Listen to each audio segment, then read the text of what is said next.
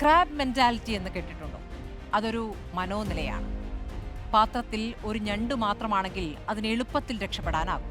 പക്ഷേ പാത്രത്തിലേക്ക് ഒരുപാട് ഞണ്ടുകളെ ഇട്ട് കഴിഞ്ഞാൽ എന്ത് സംഭവിക്കുമെന്നറിയാമോ?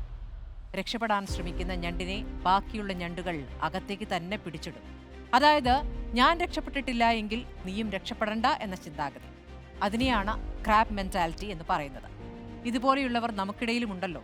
നിങ്ങൾ വളരാൻ ശ്രമിക്കുമ്പോൾ നിങ്ങളെ നിരുത്സാഹപ്പെടുത്തി പരിഹസിക്കുന്നവർ, നിങ്ങളെ കൊണ്ട് ഒന്നും ചെയ്യാൻ കഴിയില്ല എന്ന് പറയുന്നവർ, നിങ്ങൾ പുതിയ ആശയങ്ങൾ മുന്നോട്ട് വെച്ചാൽ പുച്ഛിച്ച് തള്ളുന്നവർ.